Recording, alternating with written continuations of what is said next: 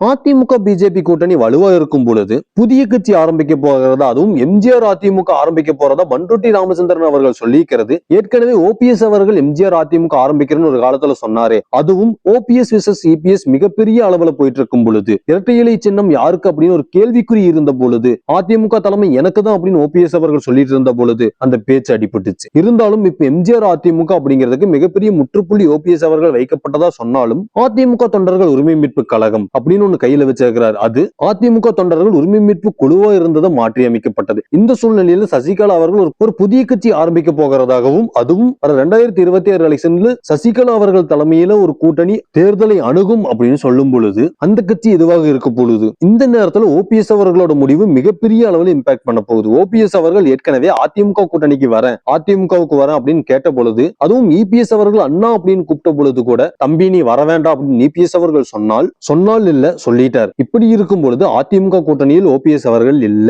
இந்த சூழ்நிலையில் தாவேகா கூட்டணி கதவுகள் திறந்திருக்கு. திமுக கூட்டணிக்கு போனால் அவரோட அரசியல் வாழ்க்கை அப்படிங்கிறதுக்கு மதிப்பு இல்லாம போயிரும் அப்படின்னு பார்க்கும் பொழுது தாவேகா கூட்டணிக்கு போக போகிறாரா, இல்ல அதிமுக தொண்டர்கள் உரிமை மீட்பு கழகம் தனியா நிற்க போகிறதா, இல்ல அமமுக கட்சி அதிமுக பிஜேபி கூட்டணியில் சேருவதற்கு முன்னால் டிடிவி தினகரன் அவர்கள் திடீர் கூட்டணி அப்படின்னு எல்லா ஸ்டேஜ்லயும் சொல்லியிருந்தார். அந்த திடீர் கூட்டணி அப்படின்னு பார்க்கும்போது இனி மீதி இருப்பது டிடிவி தினகரன் அவர்கள் இல்ல, செங்கோட்டையன் அவர்கள் இல்ல, சசிகலா அவர்களும் ஓபிஎஸ் அவர்களும் மட்டும்தான் இருக்கிறார்கள். அப்படின்னா எம்ஜிஆர் அதிமுக அதை மிகப்பெரிய அளவில் கவனிக்கப்பட வேண்டியதா இருக்கு. பண்ருட்டி ராமச்சந்திரன் அவர்கள் மிகப்பெரிய அனுபவம் கொண்டவர். அது மட்டும் இல்லாம சசிகலா அவர்கள் ஓபிஎஸ் அவர்கள் எல்லாருமே நெருங்கிய நண்பர்கள் அப்படின்னு பார்க்கும் பொழுது அந்த திடீர் கூட்டணியில் கண்டிப்பா ஓபிஎஸ் அவர்கள் சசிகலா அவர்கள் இருப்பார்களா? பண்ருட்டி ராமச்சந்திரன் அவர்கள் ஆரம்பிக்கிற எம்ஜிஆர் அதிமுக கட்சி தாவேகா கூட்டணிக்கு போக போகிறதோ ஒரு சில கருத்துக்கள் வந்துட்டு இருக்கும் பொழுது அது உண்மையா இருக்கும் பொழுது தாவேகா கூட்டணி எம்ஜிஆர் அவர்களோட இமேஜ் பயன்படுத்துவதற்கு ஓபன் லைசன்ஸ் கொடுத்த மாதிரி ஆயிரும் செங்கோட்டையன் அவர்கள். அது மட்டும் இல்லாம எம்ஜிஆர் அதிமுக அதே மாதிரி சசிகலா அவர்கள் என்ன கட்சி ஆரம்பிக்க போகிறார்கள் அப்படின்னு தெரியல. ஓபிஎஸ் அவர்களோட முடிவும் திடீர் கூட்டணியா இருக்குமா இல்ல தாவேகா கூட்டணியா இருக்குமா? இப்படி பார்க்கும் பொழுது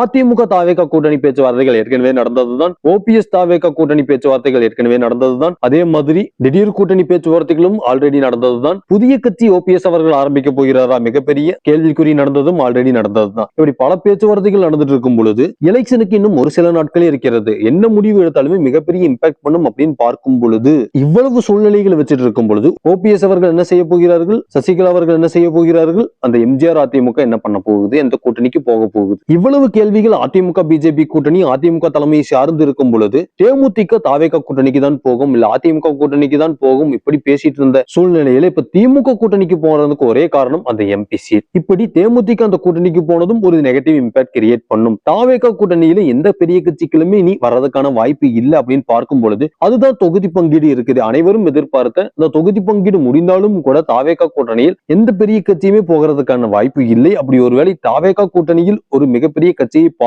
பார்ப்பதற்கான சாத்தியக்கூறுகள் இருக்கிறதா? ராமதாஸ் அவர்களோட தரப்பு திமுக கூட்டணிக்கு வந்தால் விசிக அந்த கூட்டணியை விட்டு வெளியேறும் அப்படின்னு சொல்லும் பொழுது ராமதாஸ் அவர்கள் தரப்பு திமுக கூட்டணிக்கு போகிறதுக்கான வாய்ப்பு இல்லை அப்படிங்கும் பொழுது அவர் தாவேகா கூட்டணிக்கு போவதற்கான வாய்ப்பு அதிகமாக இருக்கிறது. தொடர்ந்து அரசியல் சூழ்நிலைகள் மாறிட்டு இருக்கும் பொழுது இனி என்ன நடக்க போகிறது? இது உங்கள் கடைசி தீக்குச்சி.